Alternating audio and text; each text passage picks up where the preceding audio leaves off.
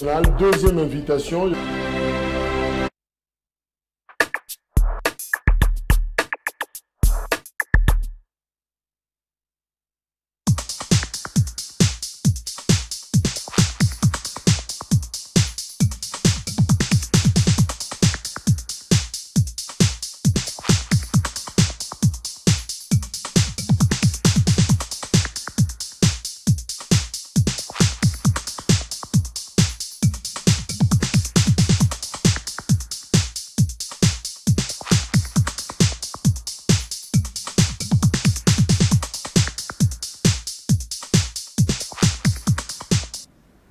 Merci, on est là, grand forum, toujours spéciale campagne électorale, malem, toujours vers le 20 décembre 2023.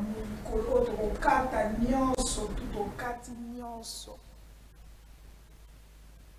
Oya mabe to bo, to tiki, oya malamu to zui. Yango yo ko voter na. Parce que 5 ans, on peut sa vote, on peut voter le 20 décembre. Il y a 5 ans.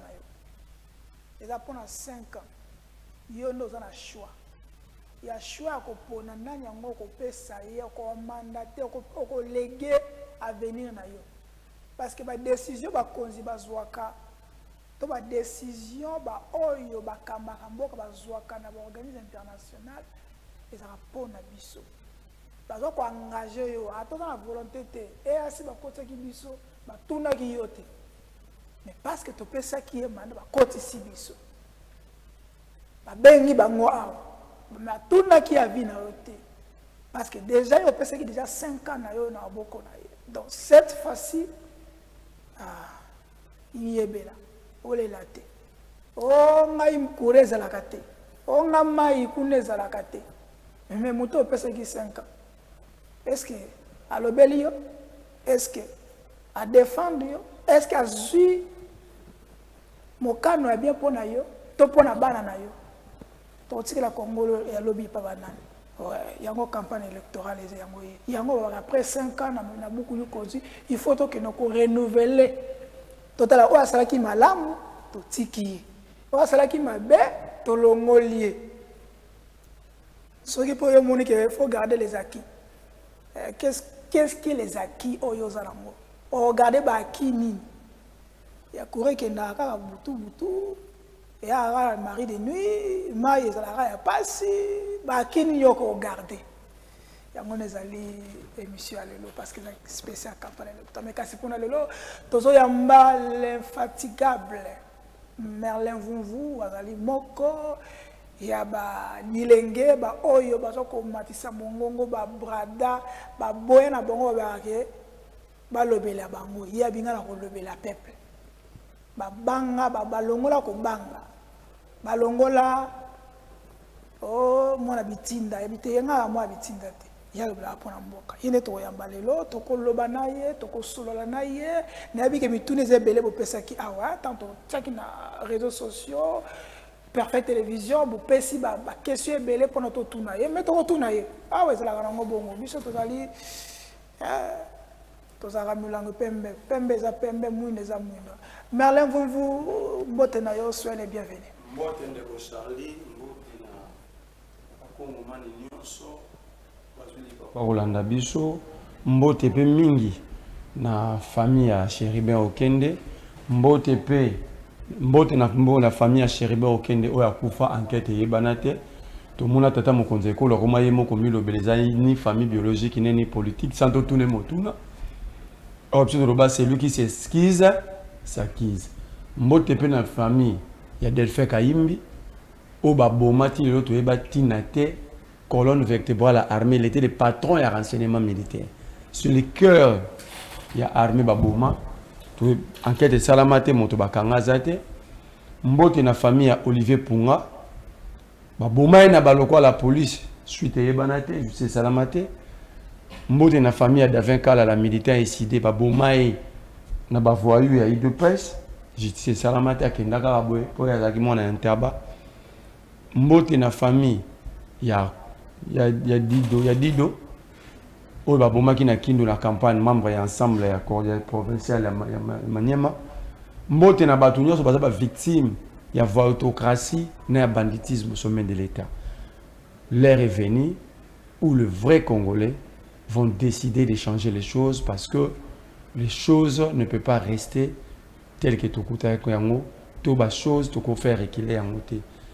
Avancer c'est pour l'homme, reculer c'est pour les idiots. Ok.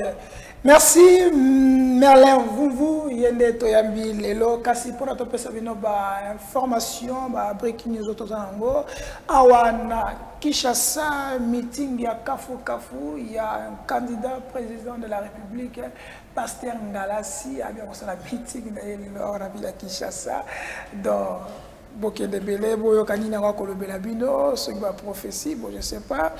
Félix Antoine Tshisekedi numéro 20 azali kunana kananga comme ke bandalobi azako benga population bakasa population congolaise basala ye confiance pona mande ya mibale kasi awana République démocratique du Congo ministre ya intérieur Peter Kazadi alobi na étant donné que a communiqué à l'objet était début à campagne électorale jusqu'à présent, ben Sandi Moko a grave des habités, donc tout est sous contrôle. Il y a ma belle monanité, oh, tout le kana, ma bête qui mutu mutakufa qui s'allait n'avo, il y a le kuta, oh, bah qu'on a frontière, et c'est le kuta, il y a moko patron, il y a sécurité, il y a RDC, APC, il y a le Mickey, il y a le Kuta, nous sommes tous au Canada, le Kuta, ils ont communiqué, il y a le Baki, qui est sur Batunaki, et pas de Konabiso, na Top Congo, Tolana qui est na Tongo, Kassi, on a République démocratique du Congo, Boebi qui est Moïse Katumbi numéro 3, à suspendre la campagne momentanément par rapport à Makambo et qui Namwanda, Tokotia, une bilili pour Mona Kassi. Pour éviter contradiction et où tu as pu côté le gouvernement le biquet accident majeur réalité côté Moïse Katumbi le biquet batuba bazoki batuba bakufi to éviter to comprendre c'est kasi to noto tuna de Merlin vous y a funya kanamo na katia a expliquer mission de Merlin. J'espère que l'andi Augustin Peter Kazadi plutôt je voulais dire les ministres intérieurs, le week-end, jusque-là, banda début à campagne, Timoko Lelo, incident majeur et salémité. Moïse Katumbi kuna le week-end, na meeting neto moni bilili, oh tout le monde y en a, bah TV a dit que c'est un montage, Moïse Katumbi a zané kaka bombo, il a toujours qu'on se victimiser. Quel est votre point de vue par rapport à tout ça? IDPS est aussi pendant 37 ans que Bazagola Tabilamba, or qu'il y a Bilamba, wana, Bazana va sous-vêtement. Na comprendre. Moto akufi. Peter Kazalabi incident majeur. Alors moto ya moto vendre ce qu'on le parce pour lui la vie humaine ne représente rien. Lorsqu'il n'y a pas d'incident grave, peut-être l'homme salam qui moi petit Boukani tout ça. Mais si on parle de vies humaines, Dido est mort pourquoi? Le coordonnateur adjoint à Jeunesse Ensemble Maniema. Pour Peter Kazadi, ce n'est pas un grand incident magazité. D'ailleurs, il y a moins. D'abord, premier incident majeur que Peter Kazadi compte, et ça prouve que toi sécurisé parce que c'est lui qui est le patron de la sécurité, il est patron à Kadiosha au lieu de la sécurité. Ah, patron il y a Kadiosha, il y a le Kuta.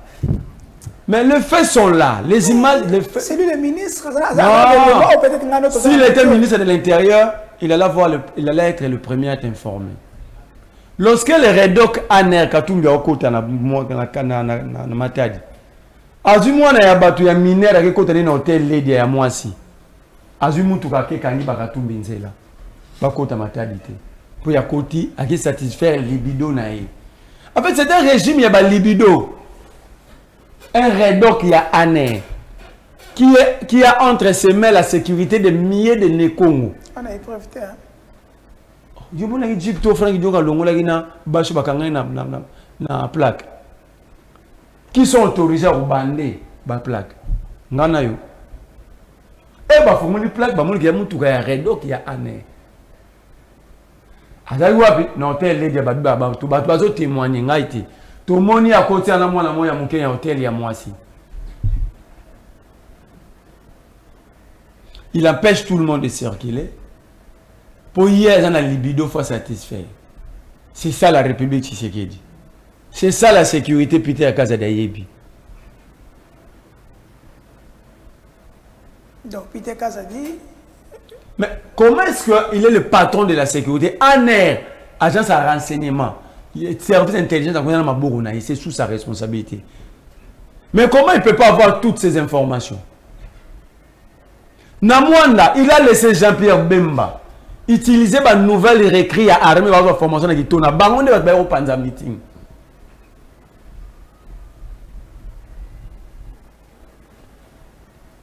Baba bengi bilenge ba okota na armée pour tout ça pour moi. Est Bemba komi ko sale la yango pour na haine contre Katumbi. Mais vous se victimisez. On se victimise ou les images parlent d'eux-mêmes. Mais pourquoi Kabila va candidater parce que belé? Mais elle va penser qu'il podium à Katumbi dans l'Issala faire retourner. Pourquoi Karaye? Pourquoi Katumbi? Parce que Katumbi fait peur. Pourquoi Katumbi? Parce que Katumbi a un programme. Pourquoi Katumbi? Parce que Katumbi c'est le candidat des Congo nouveau. C'est un candidat étranger. Hein? Bemba est portugais, non? Son père adoptif, Jano Bemba Saolone est portugais. Tu es un Congolais, papa. Pour Yemoro Bemba, comment on a Jean-Pierre Bemba Mobutu? Hein? Comment on a Jean-Pierre Bemba Mobutu? Mais si on a conseillé à Makumba Mamanaï, Katumbi lui a répondu aujourd'hui dans RFI. Katumbi a dit, je ne peux pas renier mes parents à cause de la politique. Le papa de Katumbi est juif, il a habité. Son nom c'est Nissim Soriano. Mais sa maman c'est Virginie Chapwe. Elle est yeke du Katanga. La famille à maman de Katumbi est connue. Les mois Miela, les mois Mimunongo. Mais comment ngai na vandi bosondo comment maman nanga kitega Diasivi Matondo. Mon père c'est Botio Akaria Jacques. Papa maman ya Bemba comme nani.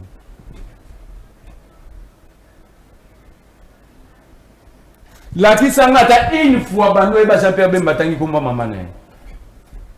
Non, mais moi on pose à l'étranger. Hein? Faut bailler papa parents d'abord étranger. Moi ba benga ngo le you sanging. Droit à makila. Oh comprends?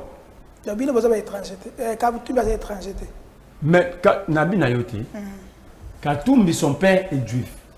Sa maman est congolaise. OK? Yeke du Katanga. La cité là na bandeko ya maman na inatangelo mwami les grands chefs coutumiers ya Katanga. Nunongo est vivant. OK? Mais maman ya Bemba ze colonie ni komone nani. Bola kisanga place Bemba tanga komo ya maman na yi. Non, Bemba ne nous fait pas mal. D'ailleurs, il démontre son degré d'illettrisme. Parce que Bemba devait nous dire qu'est-ce qu'il a fait de la défense nationale. Mais jusque-là, vous justifier ce qui vraiment Katumbi a un passeport. Katumbi ne s'est pas justifié, mais la lettre du gouvernement zambien est là.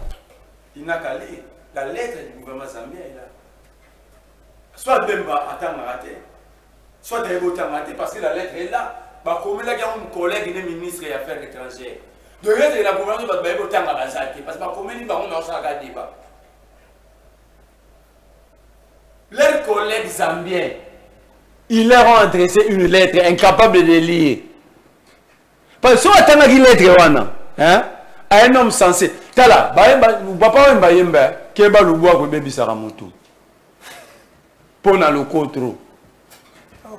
Bemba Kenda Boloko pona le contrôle a dévalisé la banque. Ce n'est pas un exemple. On ne peut pas s'asseoir parler de lui. Et si on a le bois, parce qu'on fait beaucoup, le papa n'a pas respecté à mingi personne âme et Koumani. Alors bah Keba le bois pour bébé Saramou depuis le bois prison. Donc Nazarano. Jean-Pierre Bemba Lobi. Katumbi candidat de l'étranger. Mais nous sommes joyeux. Parce que Bemba est un cap. Bemba n'a limité Katanga. Bah, diplôme, même maintenant, en réalité, on a un diplôme, parce que le diplôme, c'est pas ça l'intelligence. Il y a une différence entre un candidat étranger et candidat de l'étranger. Candidat étranger, c'est celui qui a la nationalité étrangère, il vient faire la politique, n'a pas d'amour qu'à Yabatou. Mais candidat de l'étranger, il dit c'est comme si la communauté internationale crée un candidat congolais. Donc dans le discours de Bemba, c'est Bemba lui-même qui ne comprend pas ce qu'il dit. Donc il est en perte d'intelligence. La zone papa Bemba est en perte d'intelligence. Candidat de l'étranger est différent des candidats étrangers. Candidat de l'étranger, ils ont congolais, ils ont Bangola, candidat.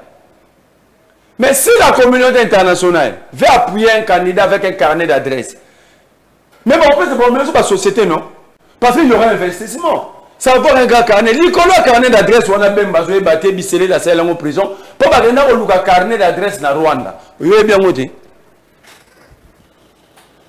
Baké Olugango na Rwanda. Maintenant, nous avons un candidat avec un grand carnet et qu'on est sous problème. Qu'est-ce que Bemba a fait pendant qu'il était vice-président? Bemba, Babi, c'est un grand gestionnaire. Sibé Zaire Kenda.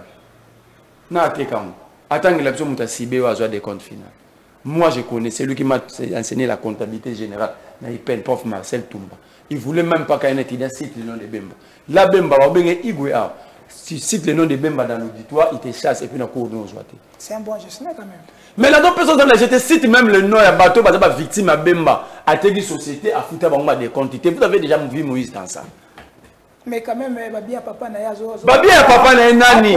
Pourtant, papa n'a pas Sara, moi n'a papa et maman. Yé moi quand on a comme maman, n'était papa n'a nani. Moi ça vous en a semé, Abi Ayou, mais il dit que nous collons dans Mouza, nous tout tel. On doit d'abord interroger la maman. Alors pour interroger la maman, c'est lui il doit nous présenter sa mère biologique. C'est comme ça que tu as maman, yo botaï garçon nanan. Mais quand même. Mais à ce que na yoki, comme on est à Jean-Pierre Bemba Mobutu. Alors bi, tout le monde est en autant un hélicoptère, hein? Na Équateur, à d'autres belles la campagne de rôle avait mon le Kanzulama. Voter mon le habitant wana, y a pas de ça là, moi belle la un hélicoptère. Pendant que Bemba zo belle la bongo, bazu biso mushaki. J'ai vu que tu es tout père de sous localité mon. Il y a une question là tu me dis encore. Bazu biso mushaki. Et Mushaki c'est la plus grande cité minière. Il y a la localité à Roubaïa. Il faut rappeler les téléspectateurs, Bemba c'est lui le ministre de la Défense. Jean-Pierre Bemba Mobutu, c'est le ministre de la Défense. Jean-Pierre Bemba Gombo. Son nom c'est Jean-Pierre Bemba Mobutu. Il y a une recherche pressante. Il y a un maman n'est pas Katali Kambo. Mobutu pas congolais. Si comment ma confusion t'es? Ma confusion hein. Faut se maman ne s'éclaircit. Maman ne fait Moïse a s'éclairci. Il peut doit s'éclaircir. À la zone maman baté moi no bozo babé magom boté na boté na intel. Té bozo kosle na boté na mututé. Il doit commencer par nous citer le nom de sa maman. OK. Bazubiso Mushaki. Bemba 9 mois yango ministre de la Défense bilo Bemba récupéra.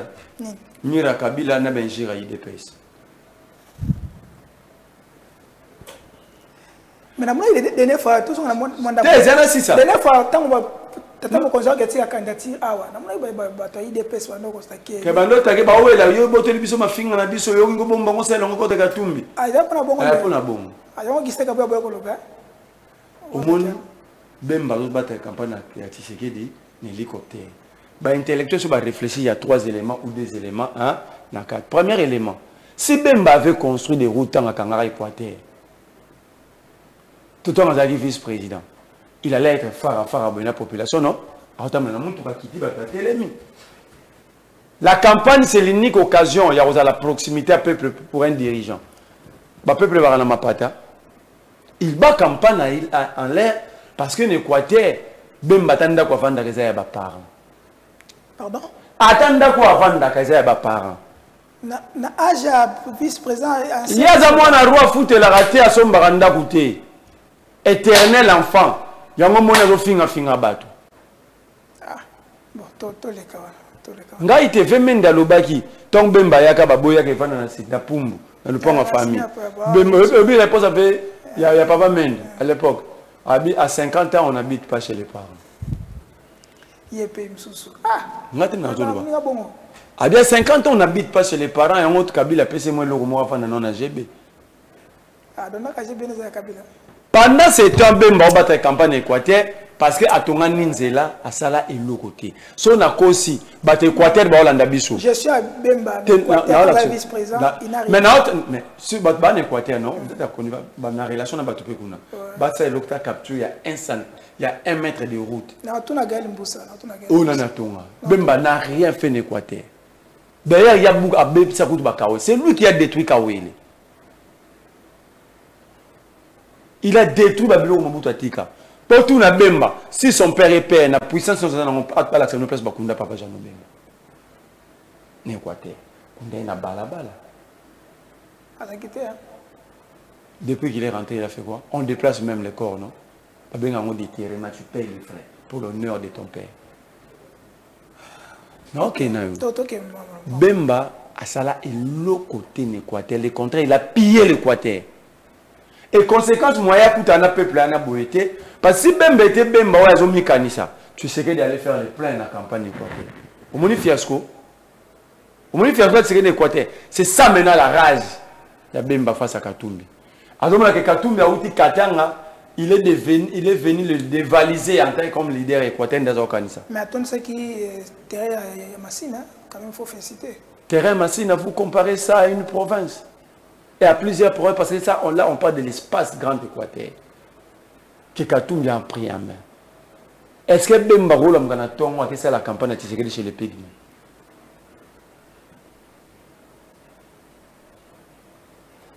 Voilà. Il est détourné. À comme ça la campagne, l'hélicoptère. T'es Ndego Bemba qui t'a nassé pour l'accès Équateur, Msala Oyo Sala Équateur, Otambu Sarabango, Otambula. Katumbi est fier à qui na colonise à qui ne colonise les lots. Hein? Katumbi a reçoit une route colonise. Ce Kasumbalé c'est Katumbi. Donc Katumbi est fier. Je me dis pas que na Otambula makolo. Il est fier parce qu'il a une vision. Parce qu'il sait qu'il doit être en proximité à peuple wana. Et Katumbi sait que pour bien gérer, il faut un système avec la gestion participative. Donc, Bemba n'en a pas. Mais deuxième chose, Bemba, il dit il faut voter Tshisekedi. Qu'est-ce que Tshisekedi a fait pour les Équatoriens? Wapi Université. Non, tu l'as vidéo. Emmanuel, tu l'as mis à la vidéo. Donc si ça va, on t'a promesse Équateur. Parce qu'on va mingi. Beaucoup de peuvent vivre en la promesse. Mais on a toujours la membre de la prométocratie. Emmanuel, allons-y. C'est là, Emmanuel, mais à la vidéo. Perfect TV, la perfection dans la simplicité. Que d'ici la fin de mon mandat, vous allez voir un Congo nouveau, un Congo fort, un Congo puissant et prospère.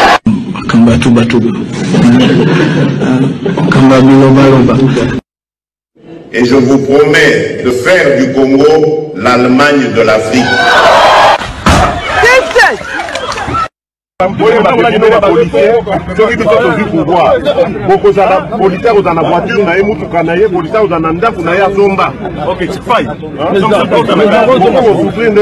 Moi, je veux faire de cette armée une armée professionnelle qui sera vraiment tournée sur la défense.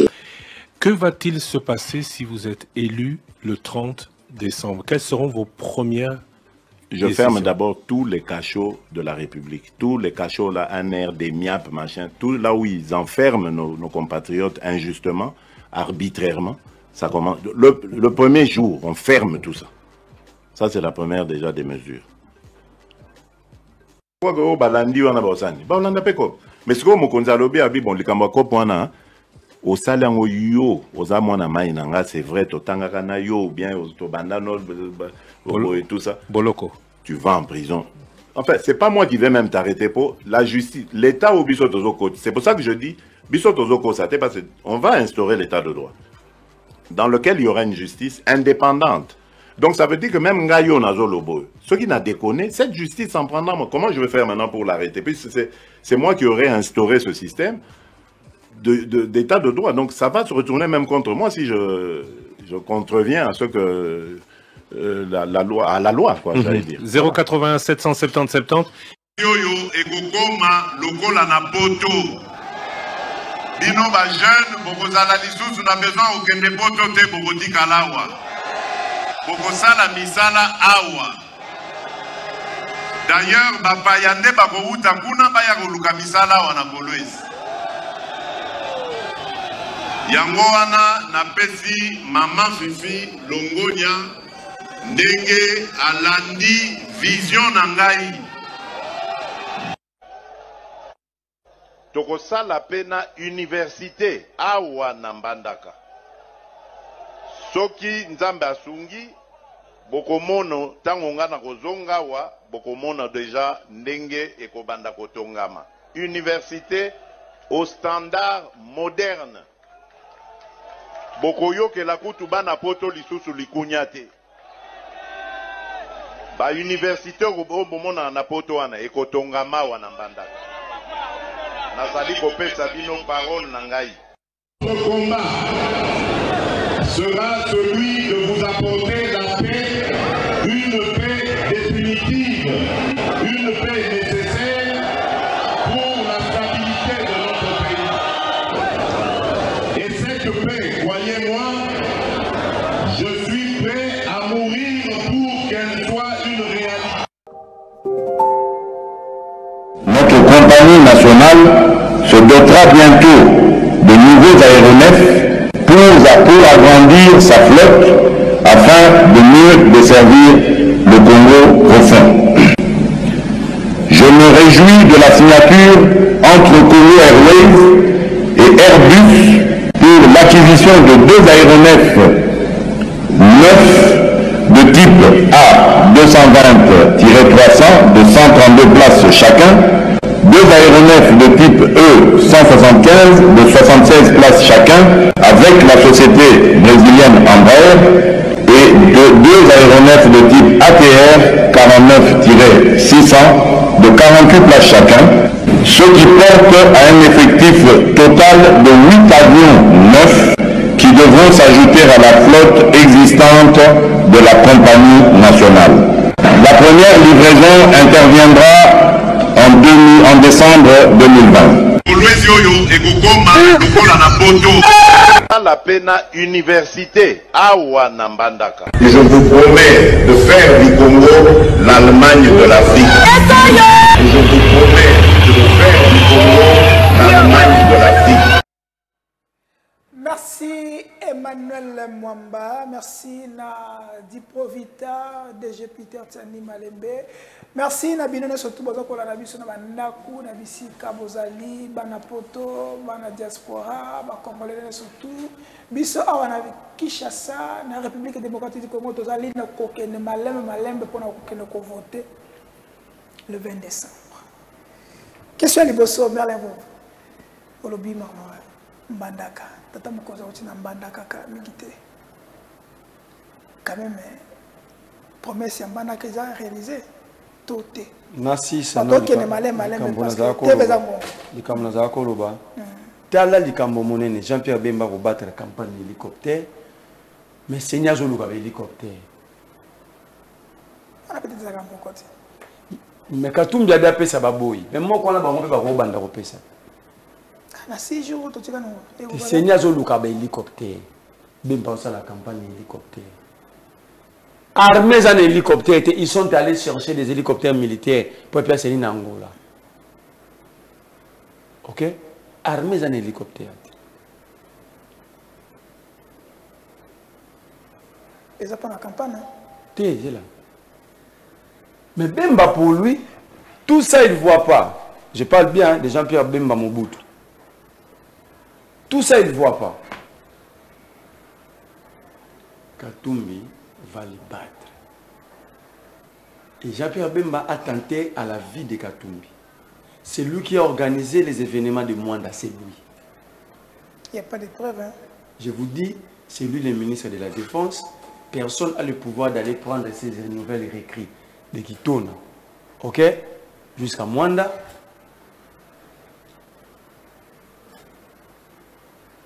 Jean-Pierre Bemba. Parce que lorsqu'on touche tes gardes du corps, ça veut dire qu'il n'est pas là. Il n'est pas là. Comment s'explique que candidat baza ebele? Pourquoi Kakaba s'attaquer na Moïse? Mais ça est de répondre pourquoi Katumbi fait peur.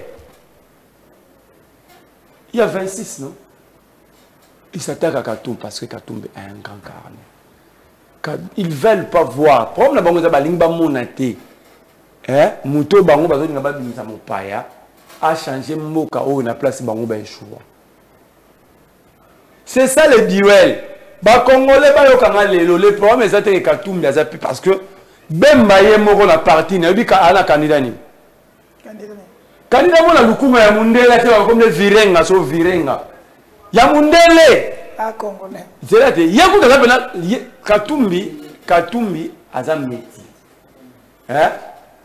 Katumbi a ba didasi pembe, Katumbi a logo la ba ya vidé timanga. Le gouvernement. Ba Rex Kaza ne ba Katumbi ba frère na biso mais ba beti. On peut pas le dire que ba ko traiter ba si je me souviens mais c'est ce que bandundu si nous souvenons ba ça biso de ko défendre que ba albinos ba congolais. Ça c'est maintenant le niveau qu'a Jean-Pierre Bemba.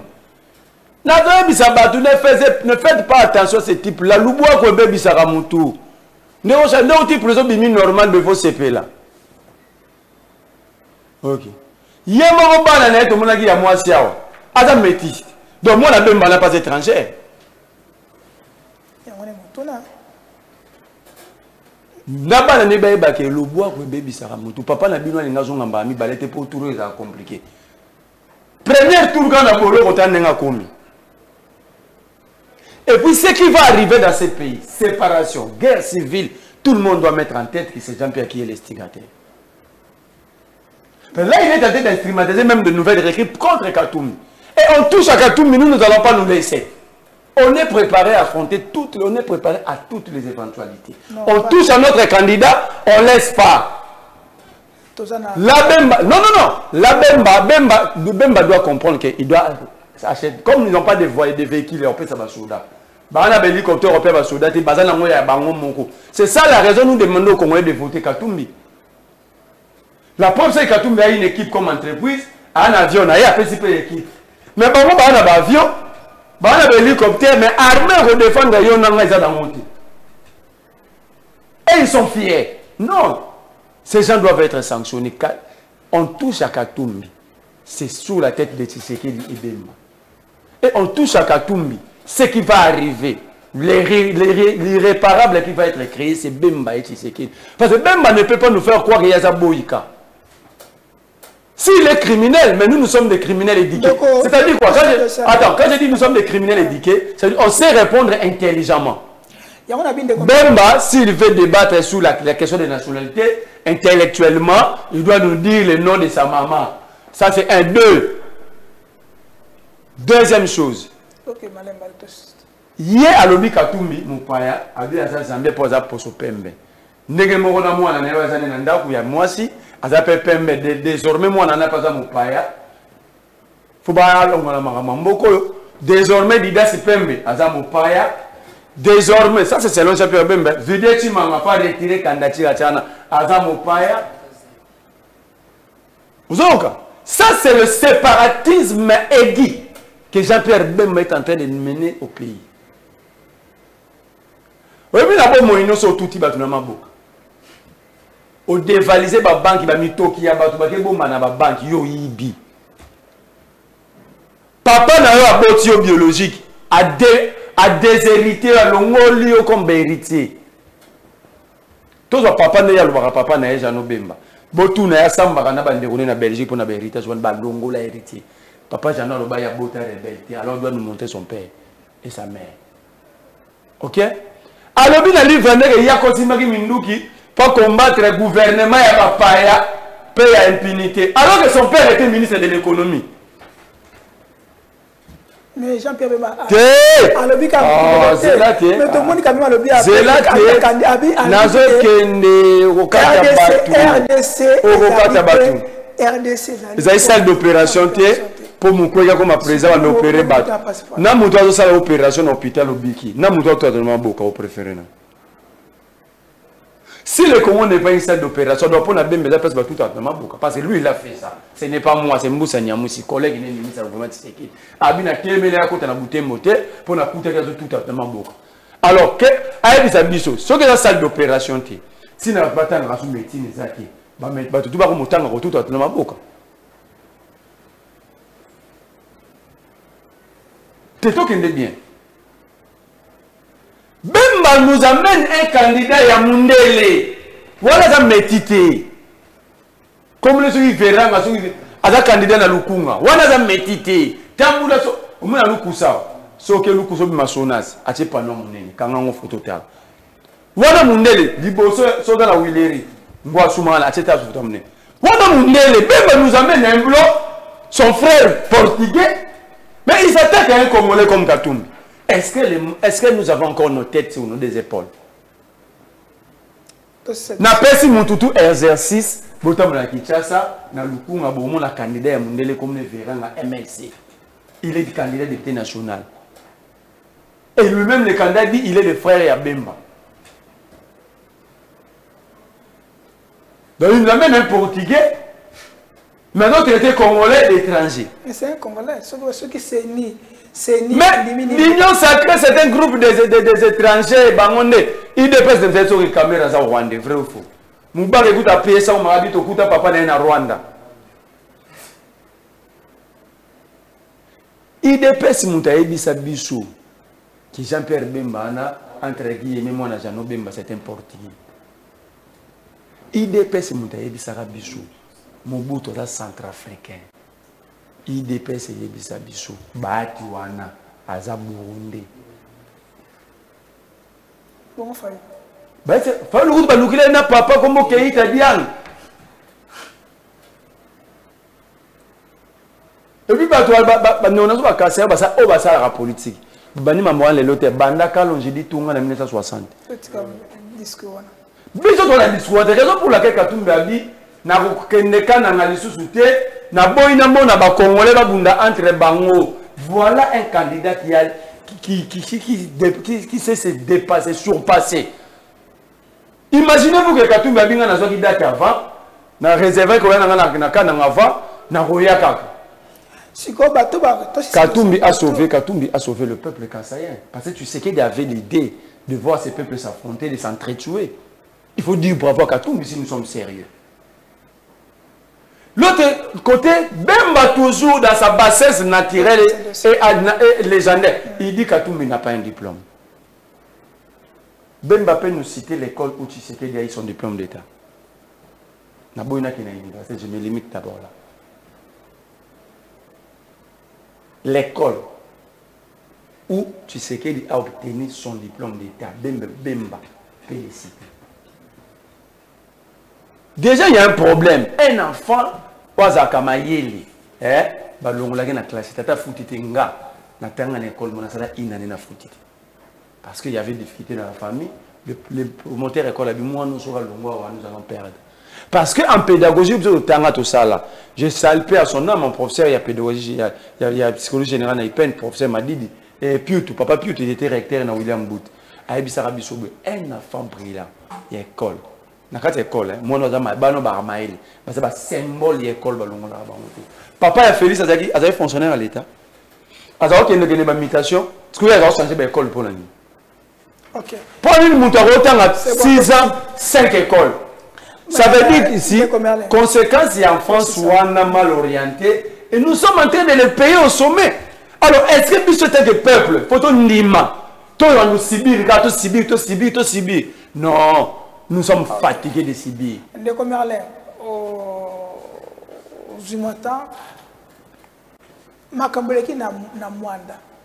J'ai répondu, c'est Jean-Pierre Bemba. Tu as répondu, Il a tenté d'assassiner Katumbi. Ok. Ces gens ont vasu l'Ikamakuna. Est-ce que Bazan a droit de poursuivre? Non, il faut poursuivre l'État congolais. Parce que la police, c'est le corps de la discipline. L'armée, c'est le corps de la discipline. Ils sont là pour sécuriser la population. Lorsque la police et l'armée se transforment en bandits, c'est que il y a des dirigeants au sommet qui ont mal commandé. Et vous ne pouvez pas porter plainte contre ces dirigeants, il faut porter plainte contre l'État congolais. Ok. Quel est le projet OYO Moïse Katumbi concrètement pour changer Mboka? Très belle question. Une très belle. Voilà là où Jean-Pierre Bemba est mal à l'aise. Okay. Parce que ce que je vais dire ici, ne correspond pas à la conscience intellectuelle de Jean-Pierre Bemba. Parce que le projet n'a été. Bemba, la conscience intellectuelle à Bemba est tellement faible que ce que je vais dire, première innovation dans notre programme, le programme que nous défendons pas. Moi, je ne défends pas Katumbi comme candidat. Je défends le programme que Katumbi porte, parce que l'essentiel, Katumbi ne peut pas être là, mais on peut mettre en pratique ce programme pour le bien-être des Congolais. Ce monsieur nous a pondu quelque chose d'intelligent. Depuis 1960, au Congo, on crée que des demandeurs d'emploi. Vrai ou faux? Si vous avez licencié, à comment ça là? J'ai l'honneur. Katumbi dit ceci dans son programme, dans ce secteur universitaire. L'État n'a pas le moyen partout au monde de créer des entreprises pour prendre la population en charge totalement. Il faut former des créateurs d'emplois. Non, lui d'abord son diplôme pose problème. Ça, on apprend ça à l'école. Ce n'est pas dire que nous allons créer des milliardaires, mais comment créer ces milliardaires? Allons-y. C'est ça. Aristote dit la philosophie, c'est le pourquoi et le comment. Ok? Je ne peux pas dire que nous allons mais non, pourquoi la famille la famille va bien à Bissou? Vous savez déjà. Donc, on l'a dit, tu sais qu'il y a parlé, Katumbi s'exprime. Projet. Il y a une différence entre parler et s'exprimer, parce que même les fous parlent. Mais les sourds mioués s'expriment aussi. Katumbi s'exprime. Nous allons créer, nous allons fabriquer, c'est-à-dire en termes de formation, des créateurs d'emplois. C'est-à-dire l'entrepreneuriat, désormais, si Katumbi devient président, l'entrepreneuriat va être enseigné dans toutes les disciplines universitaires. Entrepreneuriat. Mais même un journaliste, c'est à créer, soutenir Peter Assaligo. Ouais. Même un avocat peut créer son entreprise. Est-ce qu'il faut être seulement demandé au mariage et l'honneur? Quand on crée un créateur d'emploi, l'État menace, ça c'est notre philosophie, c'est ce que nous avons en projet, c'est que Katumbi a mis en place. Il commence d'abord à former des créateurs d'emploi. Parce que l'entrepreneuriat, on a la première graduate, la deuxième licence. Même aussi la médecine, même à la HISTA, tu dois apprendre à créer une entreprise. Parce que même le garage, même un garage, c'est une entreprise. On doit enseigner cela à tout le monde. Donc c'est que tous les candidats ici n'ont pas dans leur programme. Comment faire des Congolais des hommes d'affaires? Ok. Ça, nous allons le faire. Ouais. Deuxième, nous allons épargner des Congolais dans la tension antérieure, dans AVC. En faisant quoi? Parce que nous allons introduire dans le système sanitaire congolais, choses qui n'existent pas, aller dans tous les hôpitaux ici, la diététique nutritionnelle. Ça, c'est dans le projet Katumbi. C'est là maintenant l'Union sacrée perd de débattre le programme bilan. Ils vont souffrir.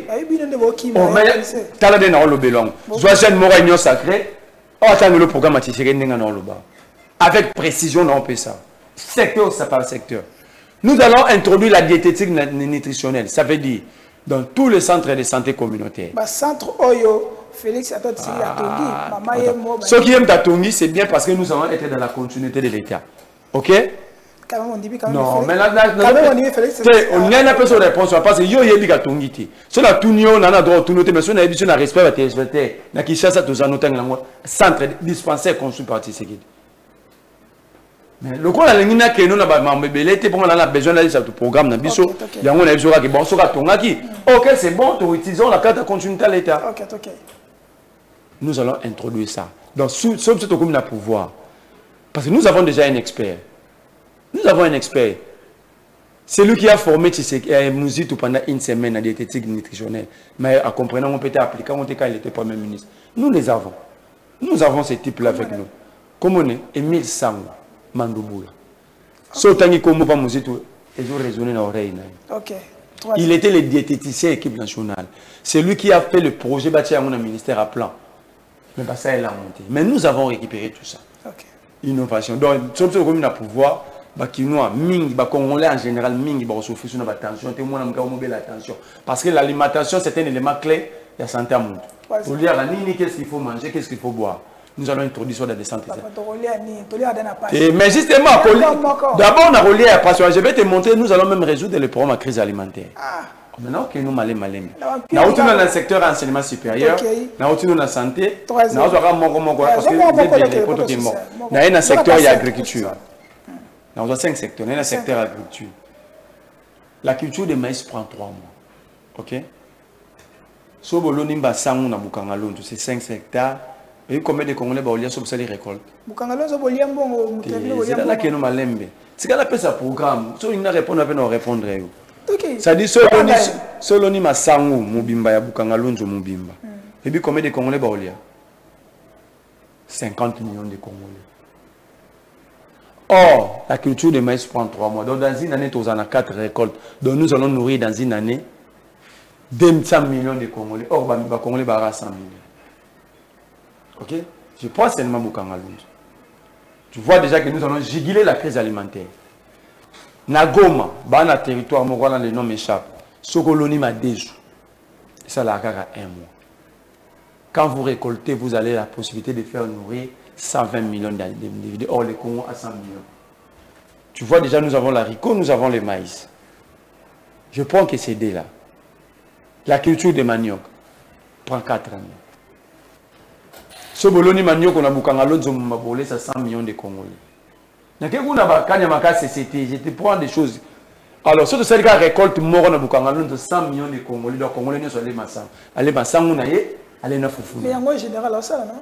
Bateka en moi. Oh, bateka na vacante. Kende na quand on a ce que ça. Na personne qui a pembe ne peut ça. Non, laisse-moi te donner notre programme. Bango peut faire le bao basali, autour na bango wa masango général. Moi, je vais te démontrer ce que nous allons faire. Je prends le secteur à sécurité. Nous allons injecter 5 milliards dans une année. Rien que pour la province, il y a Ituri, il y a Nord Kivu. Pour la stabilité. Parce qu'ils ont créé, quand nous donnons des termes génériques, qui est aussi habitué dans 6 mois, bon, bah, ça va nous coûter combien? Ok? Nous allons injecter dans 5 ans 30 milliards de dollars dans l'armée. Parce que la preuve année, ils disent qu'ils ont fait un grand boulot ici, dans 5 ans, mais ils ont détourné plus de 15 milliards. Or, 5 ans, c'est 30 milliards, dans l'armée de 6 milliards par année, mais ils ont détourné 15 milliards. Ils ont détourné 2 ans et demi, il y a un moment où ils ont en armée par année.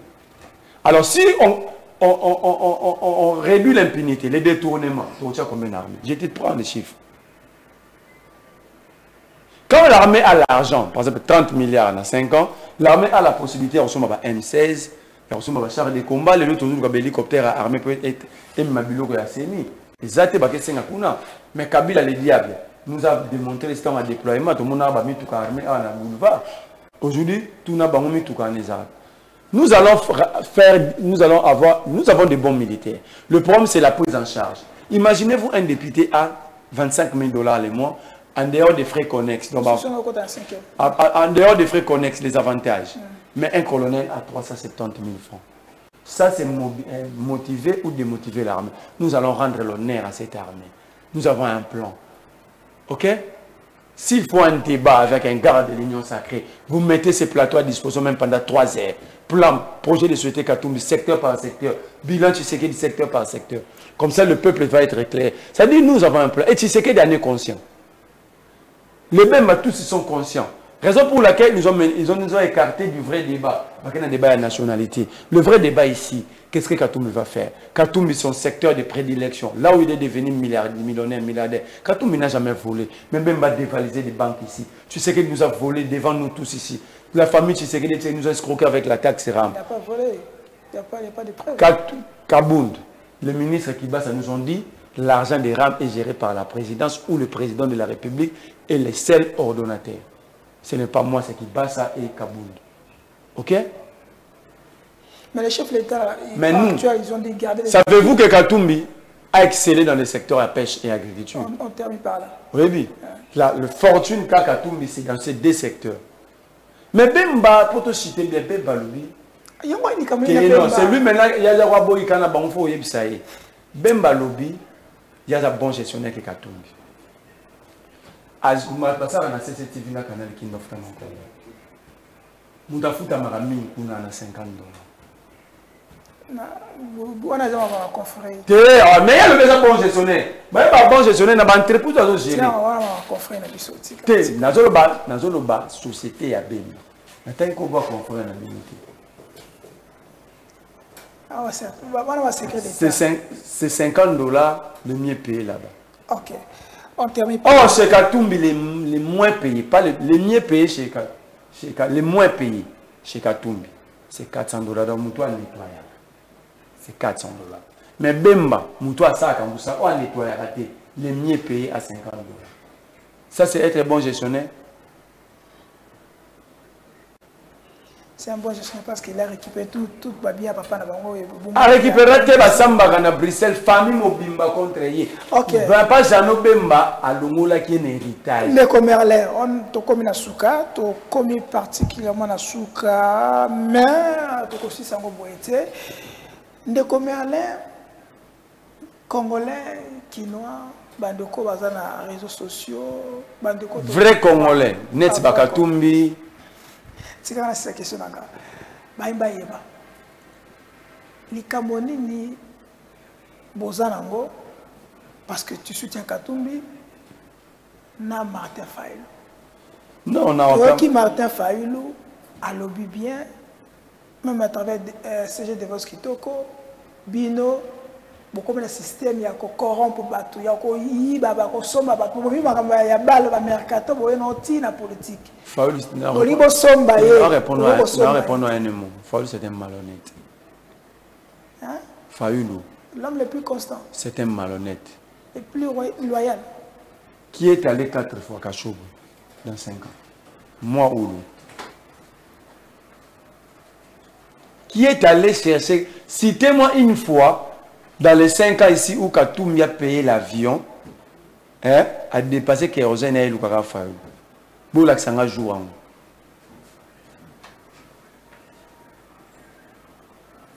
Bola Kisanga joue au Katumbi à Longwe Kachobwe, avec Luka Fayulu. Fayulu a payé 4 fois l'avion pour aller chercher Fayulu, Katumbi. Si Katumbi a acheté les gens, c'est que Fayulu partait se faire vendre. Alors, ce c'est qu'il est médiocre, on achète un produit avec qualité. Moutoumo pané na kitchen. Basomba produit dans la qualité.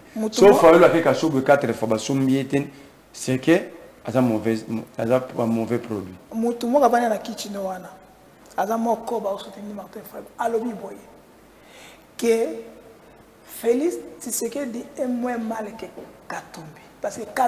Parce que Katumbi s'appelle Kabila bis. Parce que Katumbi, parce que Tshisekedi à travers Bemba, il fait 5 millions $. Bon, on a profité, hein?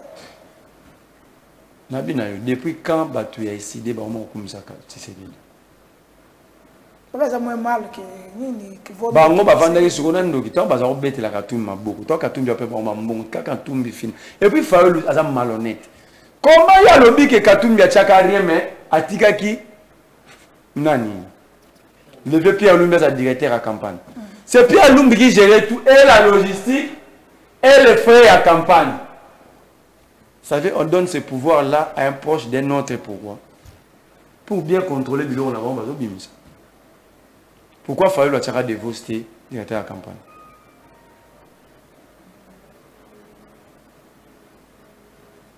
Tu réfléchis en intellectuel. Tu réfléchis en intellectuel. Katumbi a fait ça et l'autre dans la campagne à Fayulu. Mais Neni Katumbi a tchaka parce que Katumbi a décidé qui. Neni Katumbi a décidé qui a tchaka Pierre Lumbi directeur à campagne. Donc Katumbi Katumbi aza biso te tozo lakisa bango place tozo publier na campagne na bino ba mona tozo publier rapport ya PPRD tozo publier place oyo Katumbi qui n'a loué avion au Katumbi c'est la campagne. Fallait pas publier place qui n'a loué avion ou c'est la campagne de mesures comme ça les débats peuvent être clos. Vous allez vous rendre compte si nous sommes tous sérieux qu'il faut le malhonnête. OK, tout si. Biso candidat Katumbi candidat nani? Ceux qui bin boza Kabila bis. Na campagne na bis ba na drapeau ya PPRD. Est-ce Kabila qui a quelque chose à donner? C'est là, est-ce Kabila a une localité? Nous sommes à l'arrière des voix. Katumbi est à l'arrière des gens qui ont des cartes d'électeurs. Voilà, il n'arrive plus même à réfléchir. Nicolas Mouté Mamabé. Mais il est en train de les montrer, non? Ceux qui Katumbi a contribué à rater la campagne, bon, alors Katumbi a contribué à la dynamique à l'opposition. Momo to Kabula a siège à Olenga, parce que moi j'étais là. Pour tout ça, le combat contre Kabila en janvier 2015. On est dans le monde à Katumbi. Au dynamique, il y a Kangati Lelo. Mbongo et Salé Abet, Ratolo, Tozong, ça Kabila Sima. Alors, Bamouta Pesa, c'est à toi, la vérité. Alors, Bamouta Pesa, parce que Marche Wana, il y a le 12 janvier. Et ça, le raté pour Mbongo, ça a été la caméra et tout, il y a l'auté, Franck Guillaume et Vivant Mbongo, ça a quitté. Quand Franck vous dit que les politiciens congolais, génération à Bango, Balingate Ngozu Katumbi a Fumula Mounoko. Katumbi est respectueux et il pense que comme il est pour Katumbi est bien éduqué, il n'a pas la culture, il y a aussi Rabiloba, Loba, ça rien fait. Bah moi la zone est faiblesse parce que bisou ba kinoto mais ça n'a pas de Loba Raming. OK. Moi j'étais les témoins. Moi j'étais dans l'équipe de mobilisation. Donc Katumbi ngai bato mona ba ko ya no be minako na podium na tribune wana pona ba to boto la loi wana ngai et ba écouta ngai kacho ya ANR. Fallu laisser. Mars le 12, to sali mobilisation ba bayati. C'est Katumbi qui envoie l'argent. Kabila n'a qu'à. Zélate, il faut répondre. Faut te éclaircir, non? Tant qu'il fallait avoir Mbongo, parce que c'était lui le coordonnateur de l'époque. Donc, oui, mais il y a un peu c'est la séance. Tant qu'il y a un Mbongo, il Katumbi au Tombongo.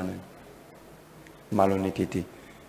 Tant qu'il y a Botoli Lamuka, le fondateur à Lamuka, ou à Mbongo na Lamuka, ou le Katumbi. Katumbi, simplement, il aime ses pays, il n'aime pas aussi parler de son argent.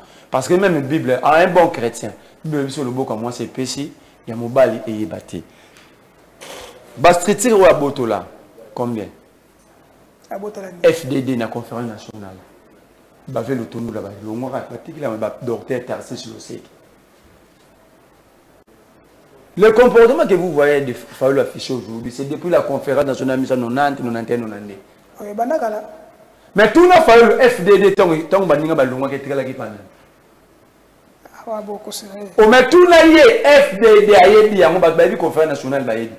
Donc Fayoulou c'est un éternel héritier. Par manque d'héritage familial, il est maintenant à la recherche d'héritage politique. Katumbi n'est pas allé à Kabila. Pourquoi? Parce que Kabila va s'enrôler. Moutassa n'a pas qui par la moto que je salue dans la prison inutilement dans le régime bandi.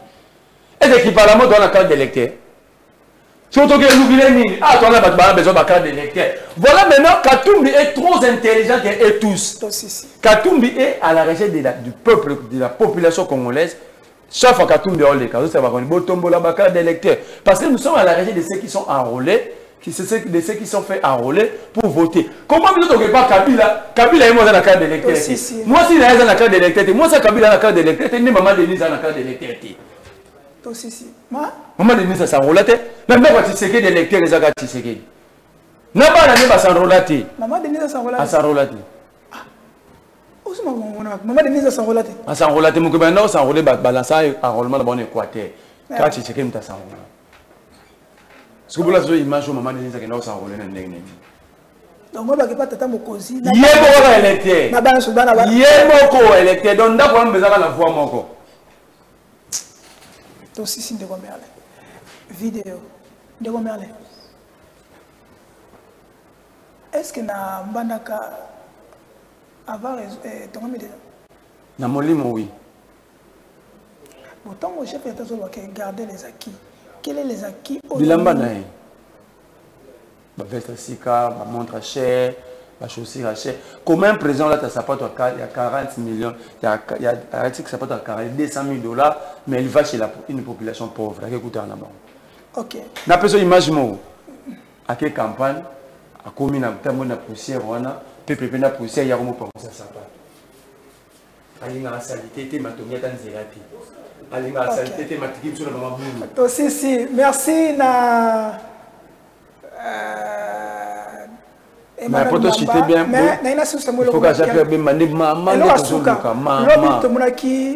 Image qui n'est pas honorable Moukébaï, il fallait montrer à Tshisekedi que nous abandonnons jamais les nôtres. Moukébaï est emprisonné inutilement, c'était la raison principale, c'est pour le priver de battre sa campagne pour qu'elle la réélite, élite député national. Et nous, pour moi, Moukébaï c'est un père. On ne peut pas faire souffrir mon papa et moi, je suis là en train de regarder. Moi, je ne suis pas comme Jean-Pierre Bemba qui a pour père politique Museveni, un Ougandais. Mais moi, mon père politique est congolais, Mike Moukébaï Nkosso. En tant que fils, j'ai appuyé la campagne de mon père et de mon grand-père Moïse Katumbi. Parce que mon père est le fils politique de Moïse Katumbi. Et en battant la campagne à Lingouala, Moukébaï habite Lingouala. Il fallait commencer chez lui. Pour dire à mes frères, Bana Moukébaï, na maman na dit cocotte que j'ai sali, qui ne soyez pas frustrés, nous sommes tous ensemble, nous sommes là. Et la victoire est à nous, parce que entre la patrie et la mort, le peuple finit toujours par vaincre. Votre dernier mot par rapport à l'élection? Le dernier mot, c'est que... Le dernier mot... Il faut 3 mois, maman. Non, tu vois, quel est votre point de vue?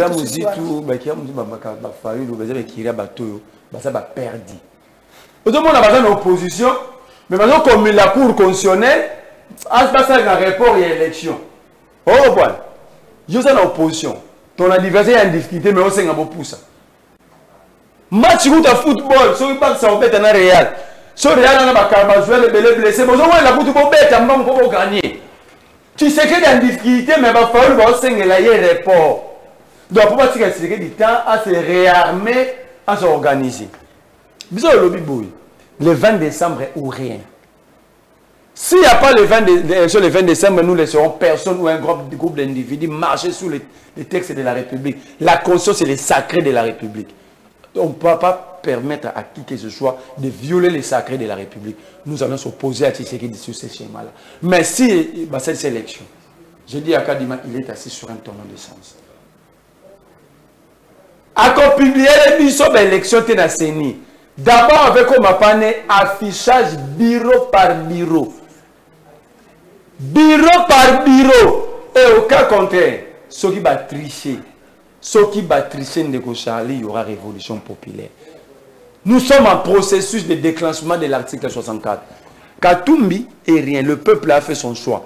Et le choix du peuple, c'est Katumbi. Okay. Si Kadima tente de tricher, s'il y aura un seul Congolais dans la rue ce jour-là, c'est moi. Ok, merci. On est à la fin. Merci pour votre fidélité. Merci de rester scotché sur nos antennes, Perfect Télévision, on est là. Merci à Emmanuel Mwamba, merci Belgador, merci à DJ Vita, Dupro, merci à Derage, tout le monde. Et campagne toujours Kitoko. Bana Likunga, Nakosenga Binoka Keloko Moko, Bovoté, 749, Mike Moukébaï Koso, Nachango, Bobo Sanate, Madame Paulette Kimutu, 697. Bango wanande mususuté. Si on a besoin de changement, mususuté. Bango wanande, il faut voter. Pour la ngana tokutani à la prochaine. Bye bye, ciao. Toujours Perfect Télévision. Voilà.